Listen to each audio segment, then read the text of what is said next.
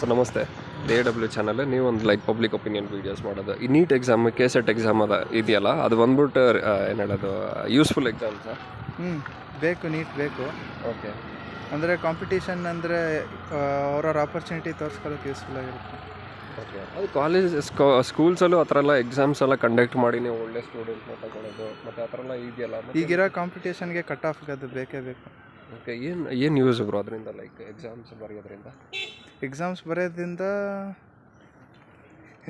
ಈಗ ಎಕ್ಸ್ಪ್ಲೈನ್ ಮಾಡೋದಕ್ಕಾಗಲ್ಲ. ನಾನು ಏನಕ್ಕೆ ನೀಟ್ ಬರೀಬೇಕು, ಇಲ್ಲ ನೀವೇನಕ್ಕೆ ನೀಟ್ ಬರೀತೀರಾ, ಅದು ನಿಮ್ಗೆ ಏನು ಯೂಸ್ಫುಲ್ ಇದೆ? ನೀಟ್ ಅಂದರೆ ಈಗ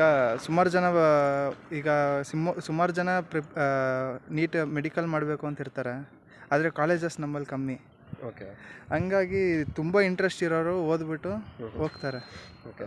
ಸೀಟ್ ತೊಗೊಂಡು ಸೀಟ್ ಸಿಗುತ್ತೆ ಅವ್ರಿಗೆ ಅಷ್ಟೇ. ನೀಟ್ ಎಕ್ಸಾಮ್ ಬರೆದ್ರೆ ಡೈರೆಕ್ಟ್ ಸೀಟ್ ಸಿಗುತ್ತೆ ಅನ್ನೋದಕ್ಕೆ ಬರೀಬೇಕು. ಡೈರೆಕ್ಟ್ ಸೀಟ್ ಅನ್ನೋದಕ್ಕಿಂತ ಈಗ ಅಷ್ಟು ಜನ ಕಾಂಪಿಟೇಷನಲ್ಲಿ ಓಕೆ, ಎಲ್ರಿಗೂ ಸೀಟ್ ಸಿಗಲ್ಲ. ಅದಕ್ಕೆ ಟ್ರೂಲಿ ಆಸ್ಪಿರೇಟೆಡ್ ಪೀಪಲ್ ಎಲ್ಲ ಬರೀತಾರೆ. ಒಟ್ಟಿಗೆ ನೀಟಲ್ಲಿ ಪಾಸ್ ಆಗಿಲ್ಲ ಅಂದರೆ ಅವರೆಲ್ಲ ಏನಾಗ್ತಾರೆ? ಅದೇ ಬ್ರೋ, ಅದೊಂದು ನೆಗೆಟಿವ್ ಇದೆ. ಕಾಲೇಜಸ್ ಜಾಸ್ತಿ ಮಾಡಬೇಕು ಅವ್ರಿಗೆ, ಪಾಪ್ಯುಲೇಷನ್ಗೆ. ಅವ್ರಿಗೂ ಸೀಟ್ ಸಿಗುತ್ತೆ. ಈಗ ಫೇಲ್ ಆದರೆ ನಾನು ನೀಟಲ್ಲಿ ಸೀಟ್ ಸಿಗುತ್ತೆ ಅಂದರೆ ಸ್ವಲ್ಪ ಎಕ್ಸ್ಪೆನ್ಸಿವ್. ಓಕೆ, ಆ ಥರ. ಈಗ KSETಗೆಲ್ಲ ಬೇರೆ ಅದರ್ ಸ್ಟೇಟಿಂದೆಲ್ಲ ಬರೀಬೇಕು ಅಂತೆಲ್ಲ ಇರುತ್ತಲ್ಲ, ಸೊ ಅದು ಸೇಮ್ ನೀಟ್ ಥರನೇನಾ? ಅದು ಸರಿಯಾಗಿ ಗೊತ್ತಿಲ್ಲ. ಹೌದಾ ಬ್ರೋ? ಸೊ ನೀವು ಇವಾಗ ರೀಸೆಂಟಾಗಿ ಯಾವ ಎಕ್ಸಾಮ್? ನಾನು DCET ಬರೆದೆ, ಡಿಪ್ಲೊಮಾ CET. Lateral entry. ಹಾಗಂದ್ರೆ ಲೈಕ್ ಏನು? ಅಂದರೆ ಈಗ ಡಿಪ್ಲೊಮಾ ಮುಗಿಸಿರ್ತೀವಿ.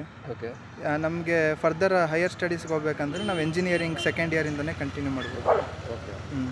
ಅದಕ್ಕೆ ನಾವು ಈ ಕಾಂಪಿಟೇಷನ್ ಎಕ್ಸಾಮ್ ತೊಗೊಂಡು ನಮಗೆ ನಮಗೆ ಸೀಟ್ ಮ್ಯಾಟ್ರಿಕ್ಸ್ ಕೊಡ್ತಾರೆ. ನಮಗೆ ಯಾವ ಸೀಟ್ ಸೆಲೆಕ್ಟ್ ಮಾಡ್ತೀವೋ ಅದಕ್ಕೆ ಹಾಕ್ಕೊಡ್ತಾರೆ, ಆ ಥರ. ಓಕೆ. ಸೊ ರ್ಯಾಂಕಿಂಗ್ ಪ್ರಕಾರ ನೀವು ಚೆನ್ನಾಗಿ ಓದಷ್ಟು ಒಳ್ಳೆ ಕಾಲೇಜ್ ಸಿಗುತ್ತೆ. ಓಕೆ. ಚೆನ್ನಾಗಿ ಬರೆದಷ್ಟು ಒಳ್ಳೆ ರ್ಯಾಂಕ್ ಬಂದರೆ ಒಳ್ಳೆ ಕಾಲೇಜ್ ಸಿಗುತ್ತೆ.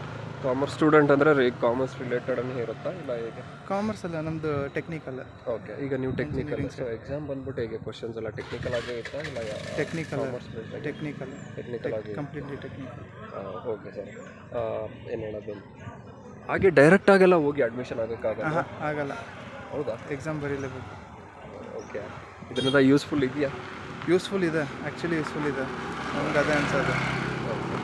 ಓಕೆ. ನಿಮಗೆ ಗೊತ್ತಿರೋಂಗೆ ಟಾಪ್ ರೆಕಗ್ನೈಸ್ಡ್ ಏನು ಹೇಳೋದು ಕೋರ್ಸ್ ಓರಿಯೆಂಟೆಡ್ ಇದು ಯಾವುದಿದೆ, ಲೈಕ್ ಇನ್ಸ್ಟಿಟ್ಯೂಷನ್ಸ್? ಅಂದರೆ ಟಾಪ್ ಇಂಜಿನಿಯರಿಂಗ್ ಕಾಲೇಜಾ? ಇಂಜಿನಿಯರಿಂಗ್ ಲೈಕ್ ಈ ಥರ ಏನು ಹೇಳೋದು ಎಂಟ್ರೆನ್ಸ್ ಎಕ್ಸಾಮ್ಸ್ ಎಲ್ಲ ಬರೀಬೇಕಲ್ಲ, ಸೊ ಅದಕ್ಕೆ ಸಪ್ರೇಟ್ ಇನ್ಸ್ಟಿಟ್ಯೂಷನ್ ಕೋಚಿಂಗ್? ಅದು ನಂಗೆ ಗೊತ್ತಿಲ್ಲ, ನಾನು ಕೋಚಿಂಗ್ ಹೋಗಿಲ್ಲ. ಹೌದಾ? ನೀವೇ ಕ್ರ್ಯಾಕ್ ಮಾಡಿ? ನಾನೇ ಕ್ರ್ಯಾಕ್ ಮಾಡಿ. ಓಕೆ. ಲೈಕ್ ಏನೇನು ರೆಫರೆನ್ಸ್ ತಗೊಂಡು?